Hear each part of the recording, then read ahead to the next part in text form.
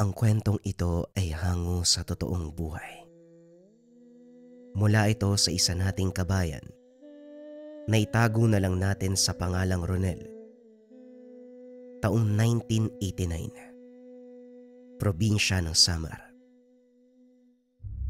Kunot noong pinapanood ni Ronel ang lolo na nakaluhod sa altar. Mahabang oras na ang lumipas, pero hindi pa ito tapos. Walang boses na maririnig pero bumubuka ang bibig. Nakapikit ang mga mata. May pagkakataon pang winawasiwas ang kamay. Naiwan ng pansin ng matanda nang masepat ang tsuwin sa bakuran. Lasing na naman. Naghahanap ng gulo. Ay, Bubwet! Nasaan yung matandang ugod-ugod? Hingi mo nga ako ng pakinom. Wika ni Tio Ranjo. Lasing ka na nga, hihingi ka pa. Ganyan ka na ba kawaw sa alak? Ang laki mong tao. Puro pag-iinom yung inaatupag mo. Kung gusto mong makainom, magtrabaho ka. Kumita ka ng pera para matustusan ang sariling pangangailangan. Tugon ni Ronel. Aba, kung makapagsalita akala mo kung sino Huwag mo akong pinagsasabihan, bata. Kung tutusin, sampid ka lang sa pamilyang to. Ikaw pa nga ang pabigat. Palamunin. Wala ka namang ginawa kundi maglakwatsa, maglaro. Tawagin mo yung matanda. Ihingi mo ako ng pera, dalian mo. Ay nako, nasan ba ang kukote mo, Tiyo? Ilagay mo dapat dyan sa ulo mo Hindi sa talampakan. Bayan, walang pera si Lolo. Huwag mo akong buwisitin Ay bata, baka gusto mong mapalo kita kagaya dati. Baka ikaw ang makakatikib sa akin kung hindi mo pa bibitawan ng bata. Tama siya, Ranjo, kumilos ka magtrabaho para matugunan ang sariling pangailangan o bisyo. Wala na ako may bibigay dahil umaasa lang ako sa donasyon ng panggagamot. Maraming naghahanap ng trabahador sa bayan. Bakit hindi mo subukan mamasukan? Agaw atensyon ni Lolo Ritoy. Galit na binalingan ang barumbadong anak. Halos sakali nito ang pamangkin. Sa wakas, lumabas ka rin sa lungga mo, tanda. Ang lakas ng loob mong mangaral, puro ka lang dasal at panalangin. Kung ako ang Diyos mo, tatanggalan kita ng boses. Pahingi ng pera. Nakulangan ako sa alak O sige, halika, sumunod ka sa akin. May kaunting ipon ako mula sa panggagamot. Napangiti si Tio Ranjo. Kahit pasuray-suray na maglakad, pinilit na humakbang para masundan ng matanda. Pagpasok ng tahanan, dumaing matapos makatanggap ng sunod-sunod na hampas ng tungkod. Bumaluktot ito sa sulok.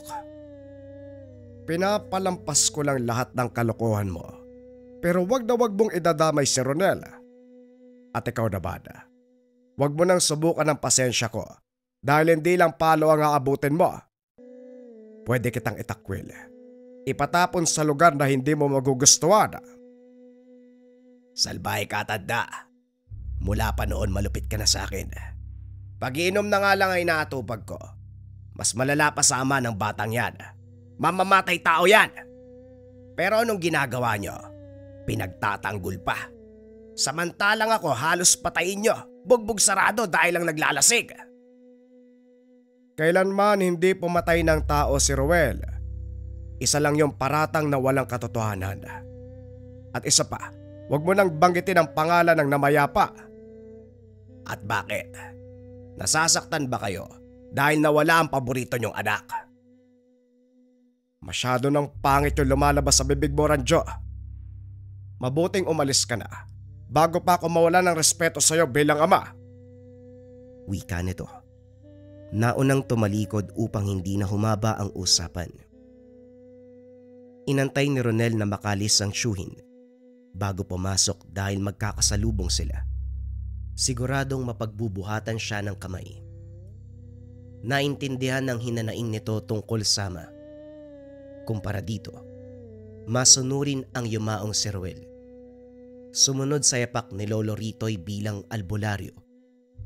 Nagkaroon lang ng problema dahil namatay ang pasyenteng ginamot. Ang totoo, nabaril ito habang pauwi galing sa kanilang tahanan. Sa madaling salita, labas na ang ama sa nangyari. Naabutan si Lolo Ritoy na nakaluhod muli sa altar. Walang anumang pon, pero may nakasinding kandila. Tahimik ang paligid, pero may mararamdamang enerhiya mula sa kung saan. Katulad ng nakasanayan, tumagal ng ilang oras bago natapos. Lolo, hindi naman sa nangingialam pero bakit ang tagal niyong matapos magdasal? Tanong ni Ronel. Kasalukuyan silang naghahapunan. Pamamaraan ng dasal na kailangan ng mahabang oras. Hindi kasi yung panalangin na kadalasang ginagawa ng tao.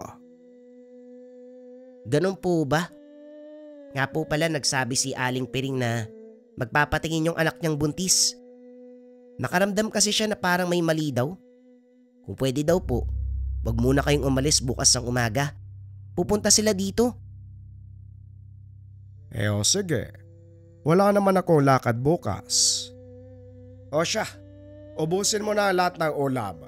Huwag kang magtitira dahil mapapanis Mauna na ako sa'yo. Tumayo ang matanda at saka naglakad pabalik ng silid. Wala itong sinabi, pero alam ni Ronel na babalik ito sa pagdarasal. Sa pagmamasid ng binata, wala nang pahinga ang matanda. Sa tuwing babangon siya ng 10 oras o hindi kaya naman madaling araw, nakaluhod pa rin sa altar. Kuryoso. Gustong mag-usisa subalit minabuting wag na. Inisip na lang na parte ng tungkulin bilang manggagamot. Pagsapit ng umaga, nagising si Ronel sa ingay mula sa kabilang kwarto. Nang silipin ay bumungad si Aling Piring kasama ang anak na buntis. Namimilipit sa pananakit ng tiyan. Kagad itong hinilot. Natukoy ang dahilan. Naipit ang bata sa loob Kung matutulog ka siguraduhin patihaya. At kung tatagilid man, maging maingat. Iwasan mo rin ang paglabas ng tahanan kapag sasapit na ang dilim. Maraming nilalang na gustong-gusto ang amoy ng buntis. Gamitin mo ito. Kamangyan at lana. Magpausok ka rin sa hapon. Pagkatapos asikasuhin ng pasyente, naging tahimik muli ang bahay. Naupo na lang si Ronel sa sala, nakatitig sa saradong pintuan ng kwarto. Sa loob ay naroon si Lolo Ritoy, nagdarasal na naman. Binilang ang oras. Nagtaka ang binata dahil mas matagal ngayon kumpara sa noon. Gusto niyang katukin. Nag-aalala sa nangyari dahil masyadong tahimik. Kaso nga lang nag-aalangan. Ayaw makaistorbo. Ito ang maigpit na bilin ng matanda. Pabalik-balik ng lakad si Ronel sa harapan ng pintuan. Nakahinga nang lumabas si Lolo Ritoy. Napatitig pa ito sa apo. Oh, yung mukha mo para kang nag-aalala. Nasa bingit ba ako ng kamatayan? Ano ba problema? Maaliwalas ang mukha ng matanda. May ngiti sa labi. Pero hindi nakaligtas kay Ronel ang emosyon ng mata. Pagod na pagod. Lo, ayos lang po ba kayo? May problema po ba? Bakit ka ganyan magtanong? Walang problema, apo. Malapit ng maggabi. Hindi ka pa ba matutulog? Inaantay ko po kayo Nakapaganda na po ako ng hapunan. Tayo na po sa mesa. Habang kumakain, pinakiramdaman ni Ronel ang matanda. Masiglang tignan pero mapapansin talaga na merong mali. Ayaw lang magsabi. Pilit itinatago ang katotohanan. Wala ring lakas ng loob ang binata na magtanong dahil matipid itong sumagot. Makalipas ang ilang oras, narinig ni Ronel ang ingay mula sa kwarto. Kung papakinggan mabuti ay parang dumadaing. Kunot noong nakaramdam. Habang tumatagal lumalakas ang hiyaw. Dali-daling kumatok pero walang nagbukas. Patuloy ang ingay sa loob. Parang sinasaktan ang matanda sa walang tigil na pagdaing. Lumakas na rin ang ihip ng hangin pero hindi namamatay ang sende ng kandila. Ginawa ng paraan ni Ronel na mabuksan ang pintuan. Sa kabutiang palad ay nakapasok. Kasabay nito ang pagtigil ng lahat. Nakahandusay ang matanda. Sapo ang dugo ang pipig. Lolo, ano pong nangyari? Bakit po kayo nagkaganyan? May pumasok po ba dito? Sunod-sunod na tanong ni Ronel. Tinignan ang paligid. Pero walang bakas na merong nanloob. Wala ito, Apo. Nagsasanay lang ako ng kumbate sa paraang espiritual. Wala akong kalaban. Sadyang ito lang ang kahihinatnan ng pagsasanay. Tignan mo ko, buhay pa naman. Nakuha pang tumawa ng matanda kahit nasasaktan. Pasimpleng dinura ang namuong dugo. Lolo, bakit hindi na lang kayo magsabi ng katotohanan? Kung may problema, sabihin niyo sa akin. Bata po ako pero nakakaunawa na. Malay niyo makatulong ako. Ganyan din ang ugaling meron ng ama mong si Ruel. Kahit murang edad, natutong magtanong at umintindi ng sitwasyon. Kaya madali siyang nakapasok sa mundo ng lihim na karunungan. Kung nabubuhay pa siya sa mga panahong ito, makikita niya ang sarili sa iyo.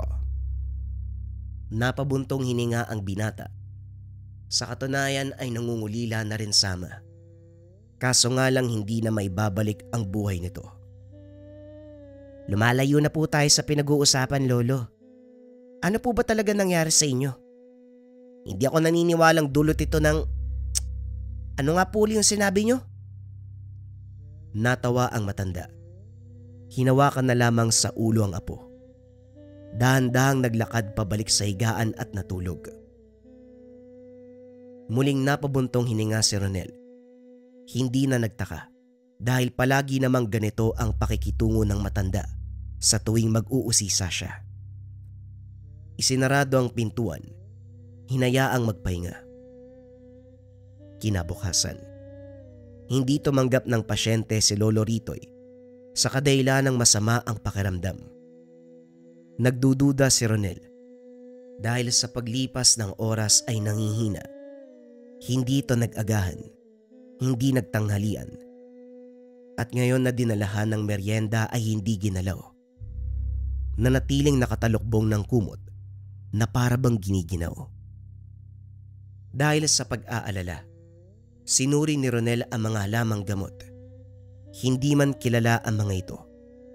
Pinakuluan ng dahon na madalas pinapainom ng matanda sa pasyenteng nilalagnat.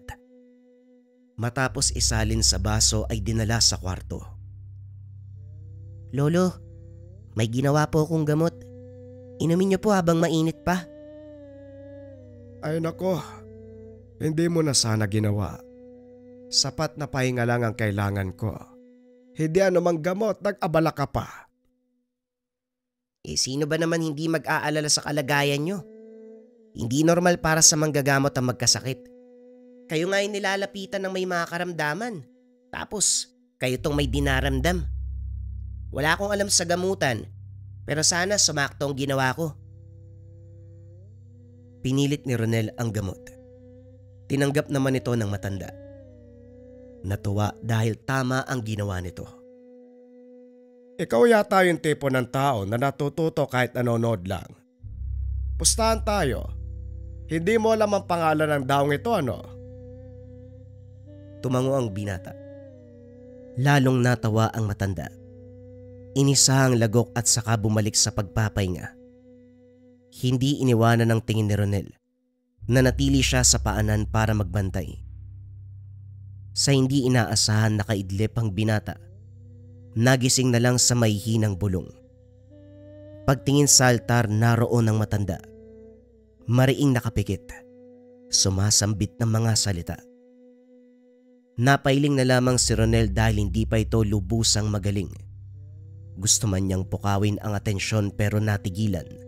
nang mapansin ang dugong pumapatak sa sahig mula ito sa ilong ni Lolo Ritoy. Patuloy sa pagsambit ang matanda. Ilang sandali pa isa-isang namatay ang mga kandila. Sinundan ng malakas na hampas ng hangin. Dumaing. Napasukan ng dugo. Dali-daling dinaluhan ni Ronel dahil tumilapon nito sa dingding. Lolo, ano po ba kasing nangyayari? Bakit po kayo nagkakaganito? Nakakatakot po kayo eh. Hindi. Wala ito. Sabi ko naman sa'yo, parte ito ng pagsasanay. Natural na masaktan sa prose. Natigil sa pagsasalita dahil bumulwak ang dugo sa bibig. Hawak ang tiyan dahil sa labis na pananakit. Iniga ni Ronel ang matanda. Nataranta kung ano ang gagawin.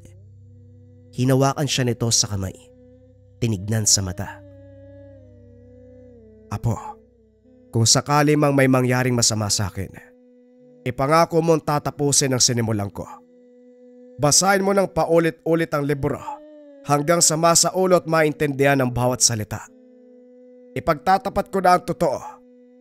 May kalaban ako. Taong may... Lolo? Lolo? Huwag po muna kayo mawawala, pakiusap. Lolo, gumising po kayo! Umalingaw-ngaw ang hagulgol ni Ronel nang tuluyang mamaalam ang matanda.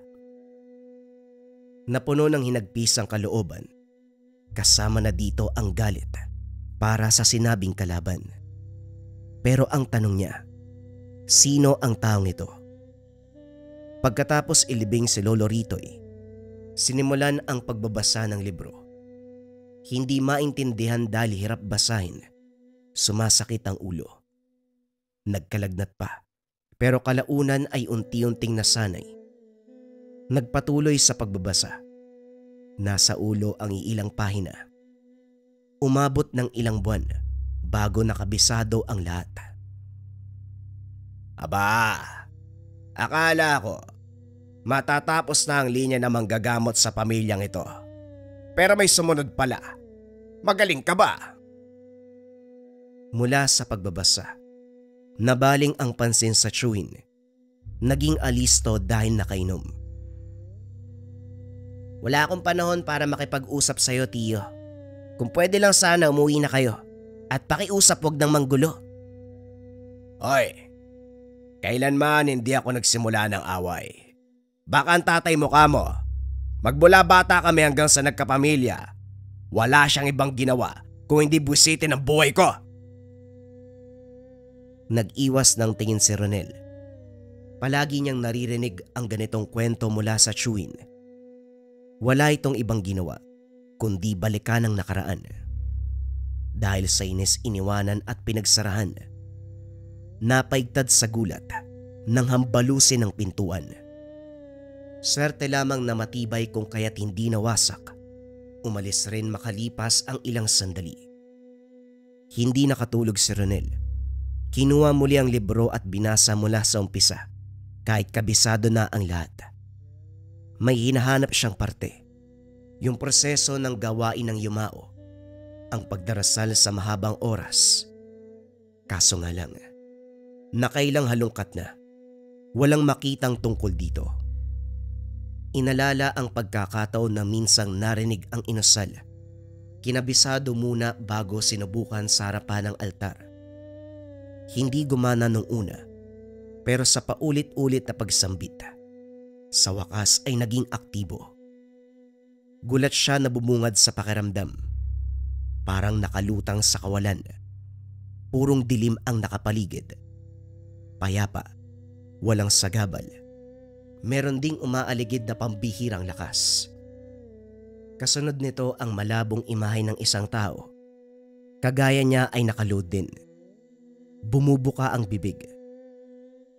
Ilang sandali ang lumipas, may biglang tumusok sa kanyang dibdib. Parang palaso na tinarak. Nataranta siya.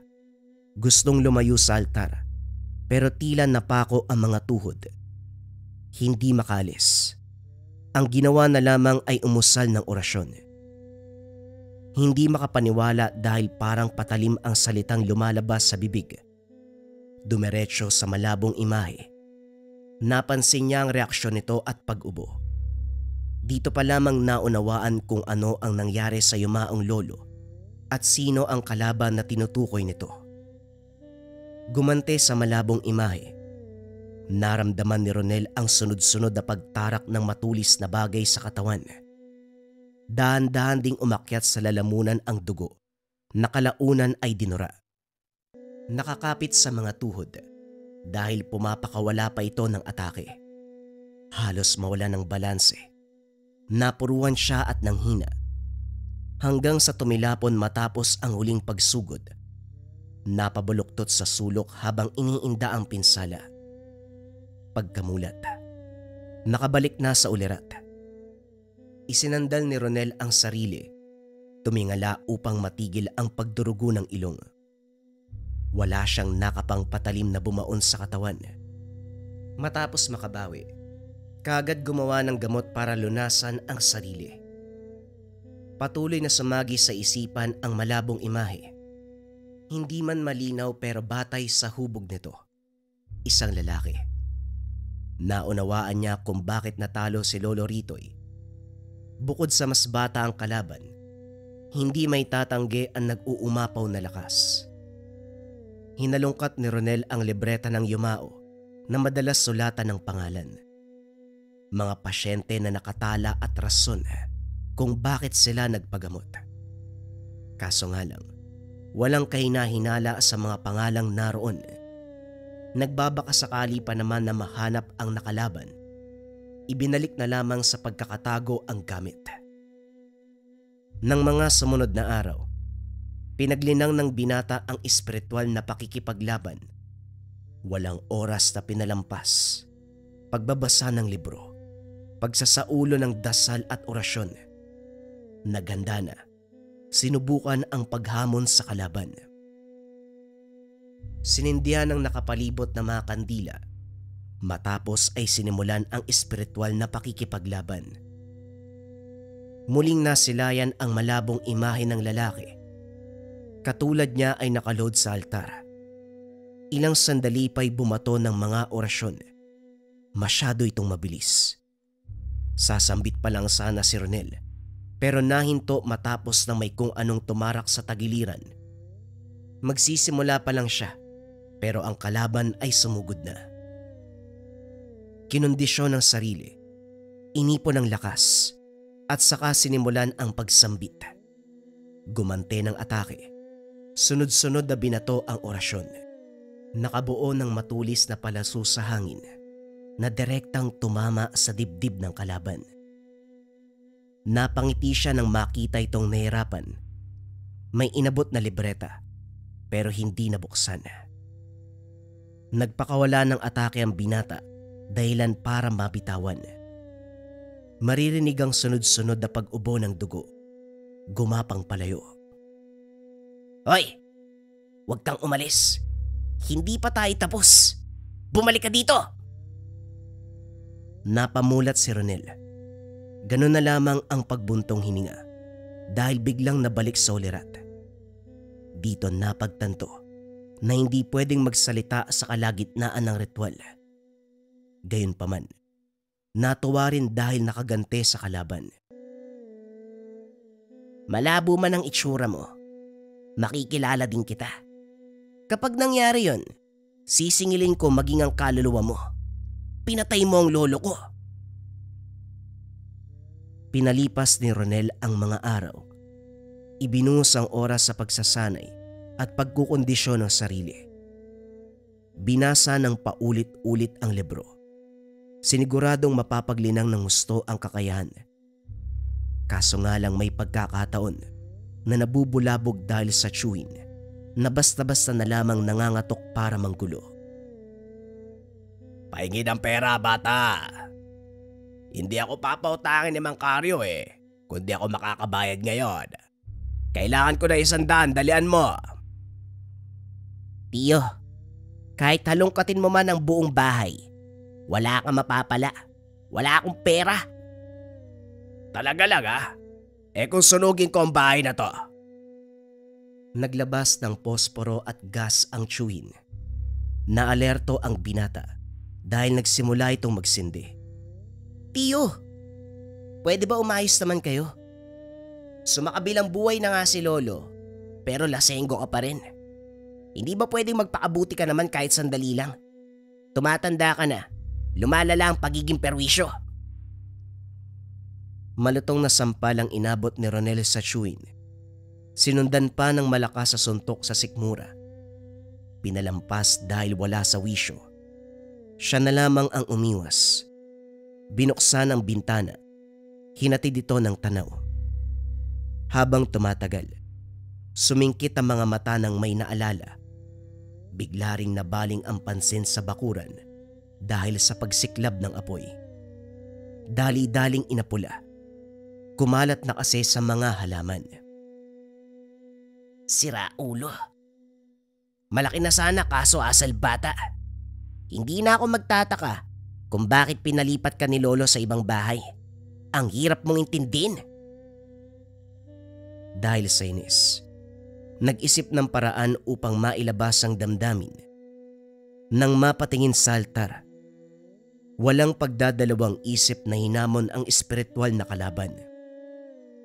Lalo lang nadagdagan ng galit dahil hindi ito nagparamdam. Bakanteng-bakante ang pwesto. Madalas itong pinagluluhuran. Minabuti na lamang niyang pagmasdan ng paligid. Sa bahaging iyon malabo, pero kahit papano makikilalang nasa loob ng tahanan. May imahe ng papag, upuan, altar at mga kagamitan. Sa kalagitnaan isang anino ng lalaki ang lumitaw, pasuray-suray na lumuhod. Naganda na rin siya dahil magbabato ito ng atake. Hindi nga nagkamali. Makaraan ang ilang sandali ay may dumaplis. Nagtaka si Ronel dahil sa nakalipas na laban, sentro sa katawan niya ang atake. Ngayon ay dumadaplis lamang. Batay sa kilos at galaw nito ay wala sa wisyo. Sinamantala ng binata ang pagkakataon. Nagpakawala ng malakas na atake. Dumaing ng dumaing. Kalaunan ay tumilapon. Hindi nakagalaw. Nanatiling nakahandusay. Tinapos ni Rowel ang ritual. Bumalik sa realidad. Hindi maalis ang tuwa, lalo na kapag sumagi ang ginawa sa kalaban. Sa tindi ng ataking pinakawalan, matindi rin ang pinsalang natamo. Kampante ang binata na makapagpapahinga siya ng ilang araw dahil ang kalabay magpapagaling pa. Hindi rin nais na tapusin kagad. Gusto pang pahirapan upang madama ang pagiganti sa yumaong lolo. Nang mga sumunod na araw nagtaka dahil hindi rin makita ang Chewin. Ang sabi ng kinakasama nitong babae, nagkulong sa tahanan. Ayaw lumabas dahil masakit ang katawan. Sinamantala ng binata ang pagkakataon na walang manggugulo. Iginugol ang oras at atensyon sa mga bagay na makapagpapasaya sa kanya.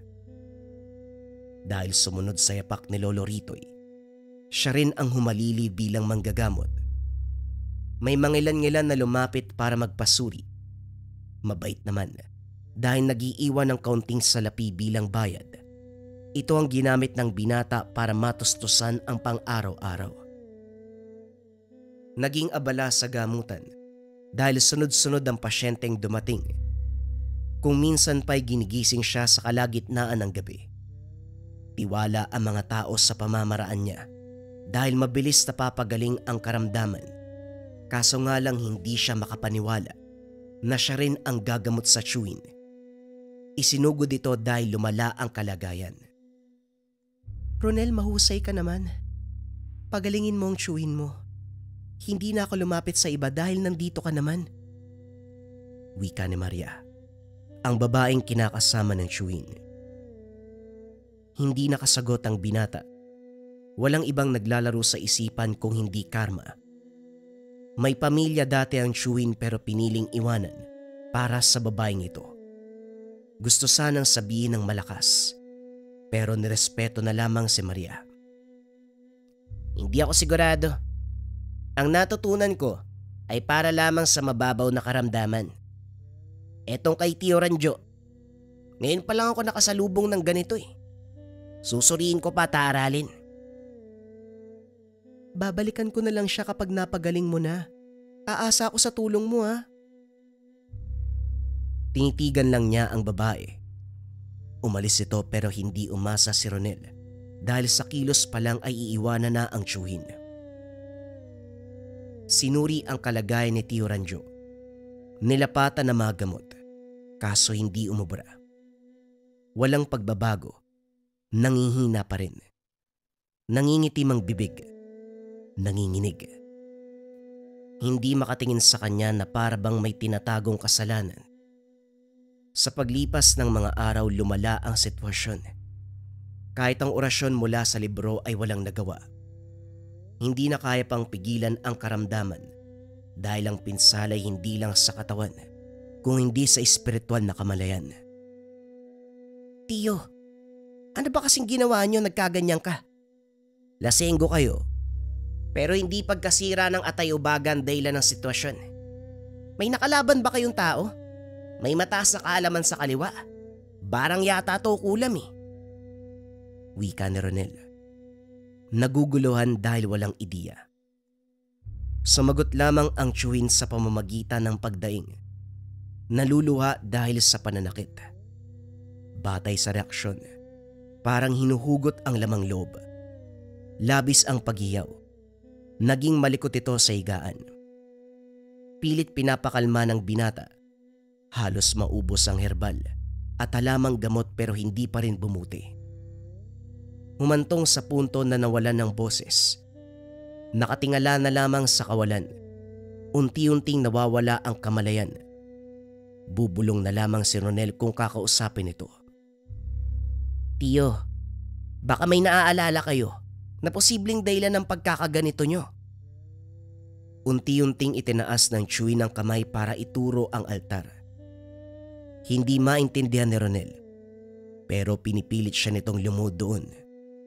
Sa sandaling sinimula ng pagdarasal, laking gulat dahil luminaw ang imahe ng taong karap. Walang iba kung hindi ang tiyuhin. Eksena ito nung huling laban. Kagad niyang tinapos ang ritual at saka bumalik sa realidad. Nanlaki mga matang tumitig sa tiyuhin na ngayon ay walang tigil sa pagluha. Hindi man makapagsalita pero mababakas ang pagsusumamo. Nanlumo si Ronel. Napaupo sa sulok. Hindi makapaniwalang ang kinalaban na espiritual na pamamaraan ay si Tio Ranjo. Siya rin ang kaaway ni Lolo Ritoy, ang mismong pumatay dito. Tio, barumbado kang tao eh. Pero paano mo nagawa yung bagay na yun sa tatay mo? Walang ibang ginawa si Lolo Ritoy kundi mahalin ka. Kahit ang hirap mong pakisamahan. Patuloy lamang sa pagluha ang tiyuhin. Pilit nitong inabot ang kamay niya. Pilit umusal ng mga salita hanggang sa bumalandra ang isang pangitain. Makikita rito ang tagpo kung saan magkaharap si Ruel at Tio Ranjo. Masama ang titigan sa isa't isa. Ilang sandali pa umalis si Ruel pero binato ng orasyon ni Tio Ranjo. Sa lala ng tama, binawian ng buhay. Nang bitawan ng tiyuhin ng kamay, saka lang natapos ang pangitain. Lalong nalugmok si Ronel. Hindi malaman kung ano ang gagawin sa sitwasyong ito. Nawala sa isip ang kalagayan ng tiyuhin dahil napalitan ng matinding emosyon tungkol sa kasamaan nito. Hindi lang si Lolo Ritoy ang pinatay, pati na rin ang kanyang ama. Huli na nang mabalik sa ulirat dahil tinapos ni Tio Ranjo ang mismong buhay sa pamamagitan ng paglapat ng mataas na uri ng orasyon. Matapos ng kaganapan, nawalan ng gana si Ronel. Apektadong apektado sa mga kaganapan, wala nang natira na mahal sa buhay. Ilang buwan ang nakalipas bago nakabawi. Inaral muli ang pamamaraan ng panggagamot. Handa nang magsilbi sa mga tao. ibinuhos ang lahat ng oras at atensyon para kahit papano makalimutan ang sakit na dulot ng kahapon. Kalaunan, natutunang tanggapin ang katotohanan. Nagagawa na rin pag-usapan ng hindi nasasaktan. Ang sa kanya na lamang ngayon, maging mabuting manggagamot. Ibaon sa hukay ang masamang karanasan nang minsang magkaroon ng inkwentro sa sariling kadugo na siyang pumatay sa kanyang lolo at sariling kapatid.